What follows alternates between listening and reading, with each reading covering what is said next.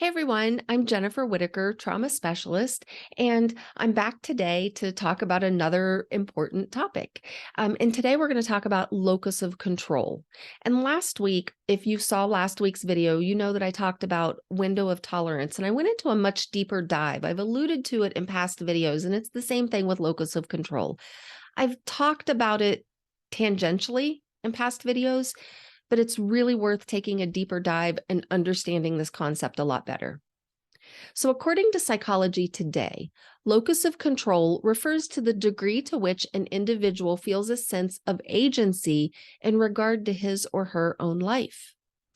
Individuals with an internal locus of control generally believe that whatever happens to them in life is greatly influenced by their own abilities, actions, or mistakes. Individuals with an external locus of control, on the other hand, generally feel that other forces, such as chance, luck, the universe, environmental factors, even things like Mercury retrograde or the phases of the moon, or even the actions of other people, are more responsible for things that happen in their lives than anything they can do. Like so many other concepts and topics that I discuss, a person's locus of control falls on a spectrum or on a continuum. So before I go on, I just want to mention that if this is your first video, welcome to the community. Be sure to subscribe, like, share, and if you're on YouTube, hit that bell so you don't miss any videos, because all of my videos are interrelated in their topics.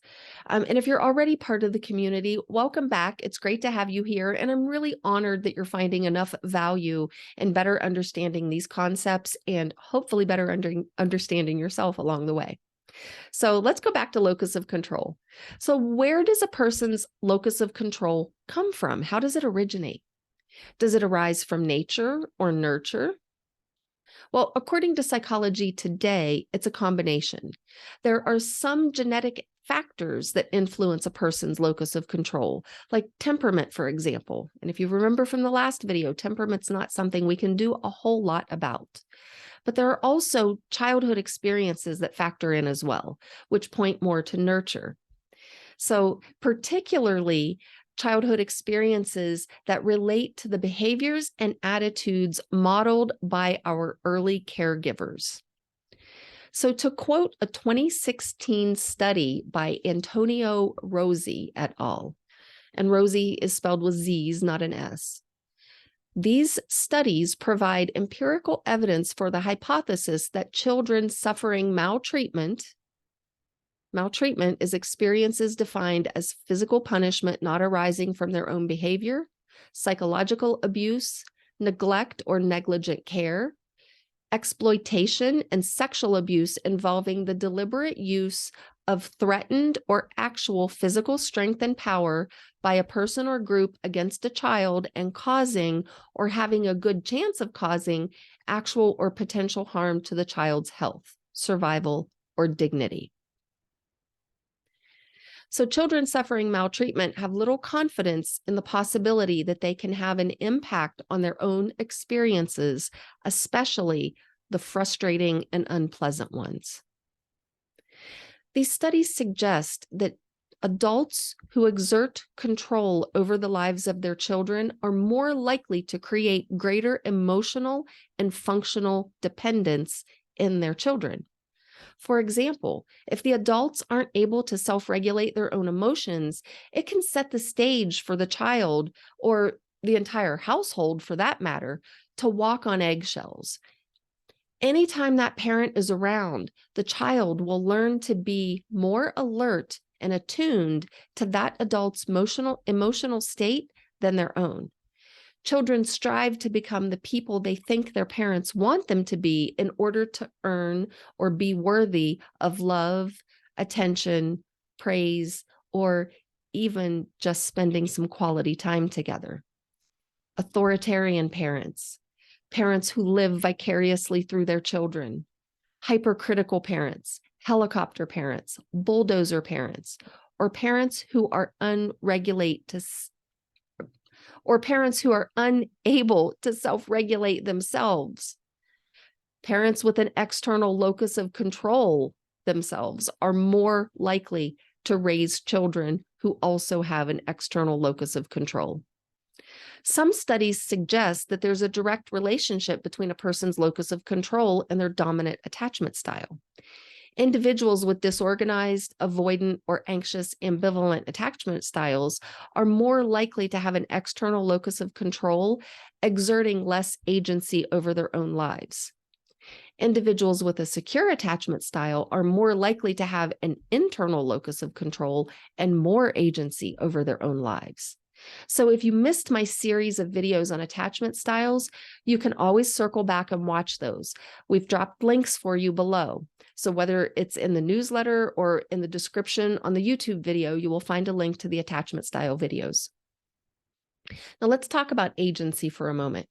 According to Professor Albert Bandura, who pioneered work in social cognitive theory, agency refers to the human capability to influence one's own functioning and the course of events by one's own actions. Bandura outlined 4 functions through which human agency is exercised. Number 1 is intentionality. People form intentions that include action plans and strategies. Number 2 is forethought. As people set goals, they foresee likely outcomes of their prospective actions, and this is what guides and motivates their efforts. Number 3 is self-reactiveness, and this refers to having the ability to self-regulate and manage your reactions by turning them into responses rather than just those knee-jerk reactions. And number 4 is self-reflectiveness. People who are self-aware and examine and reflect upon their personal efficacy are self-aware, and they can reflect on the soundness of their thoughts and their actions, and they reflect on the meaning and purpose of their pursuits, and they make adjustments accordingly. So all of these factors and variables are why a person's locus of control falls on a continuum. As you reflect on this topic, you may notice that you have an internal locus of control in some situations and an external locus of control in others. That's perfectly normal, and it could be due to an infinite number of reasons, such as the people you're around, for example. So let's say that you grew up in one of those families where neither one of your parents had an internal locus of control. You were always walking around on eggshells and tiptoeing around their emotions because maybe you were a parentified child and you were the one responsible for your father's emotions because he would tell you, you make me mad. Look what you made me do.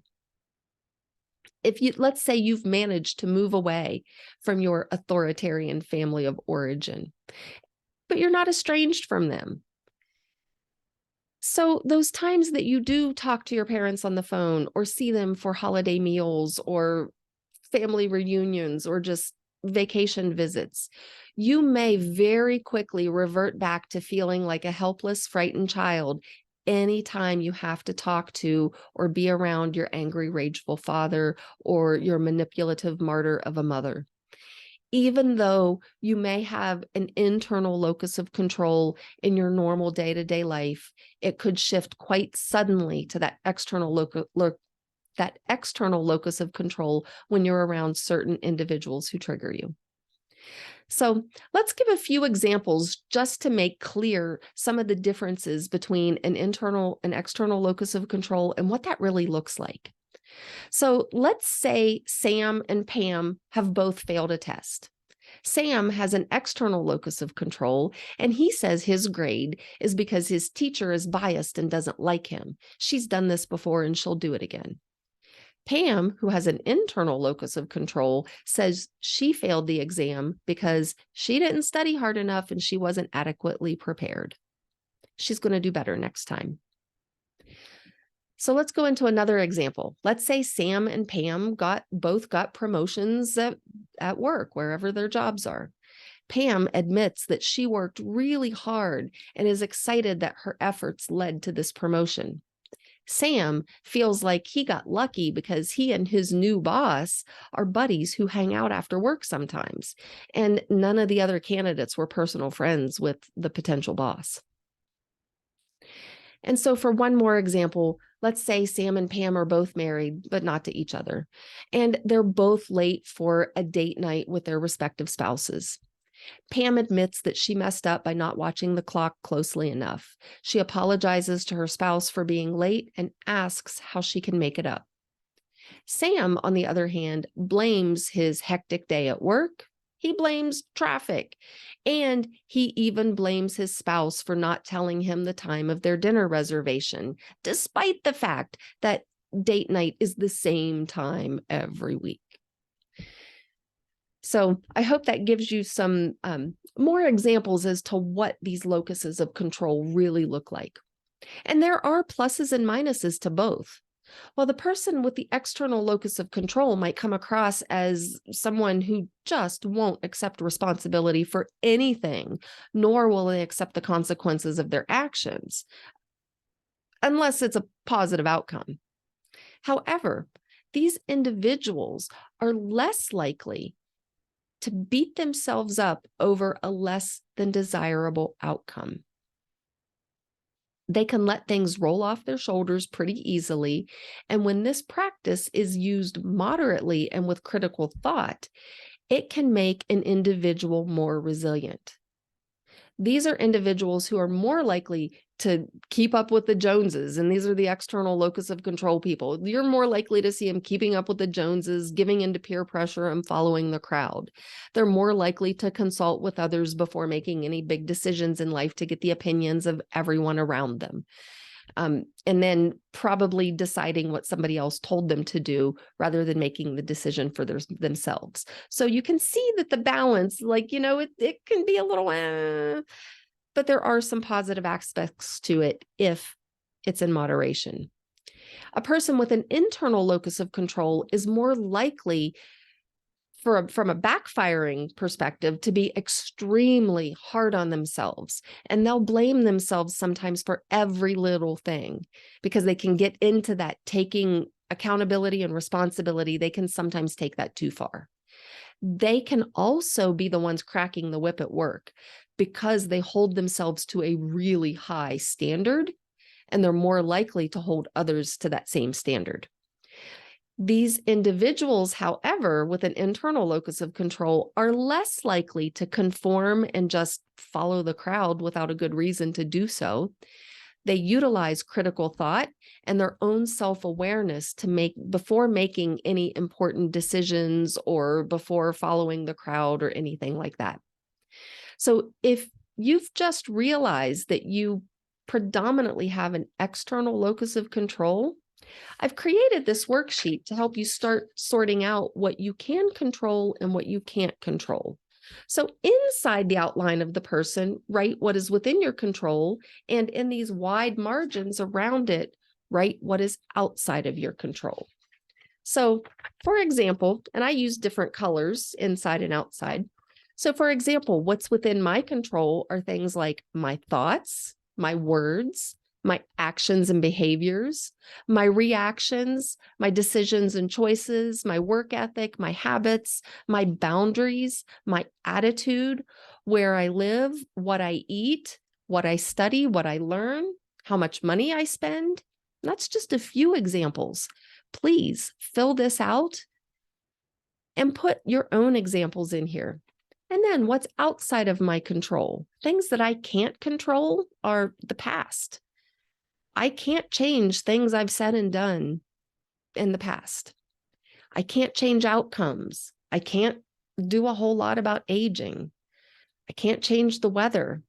I can't control traffic and other drivers. I can't control what shows up on the news. I can't do a whole lot to control the suffering of others. I can't control elections. I can't control how other people feel. I can't control other people's opinions or behaviors. I can't control the comments that people make online or on social media.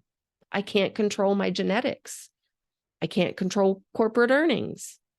I can't control what other people believe or how they worship.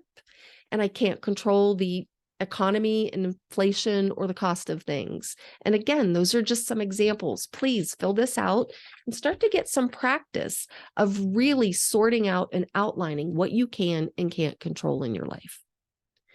So, all in all, put in the effort and the work that it takes to adopt an internal locus of control because it's so worth it. Be aware of how that can backfire and use those critical thinking skills, use that self awareness and those self reflective skills before you come down too hard on yourself. It's one thing to accept responsibility, and another thing entirely to blame yourself for every little thing. That's an important reminder for those of you who already have an internal locus of control and maybe just realized why you have a tendency to be so darned hard on yourself. So, what is your locus of control? Let me know. If you're watching this on YouTube, please comment below. And if you're watching this in my weekly newsletter, just hit reply to the message and let me know whether you have an internal or an external locus of control. Maybe you have a story to share around how your unique patterns of control helped you, or maybe how it got in the way. Either way, there are lessons in your stories that could help others. So please feel free to share. And don't forget to subscribe, like, share, and hit that bell to get reminders. All right, folks, I'll see you next time. Happy self-discovery, everyone.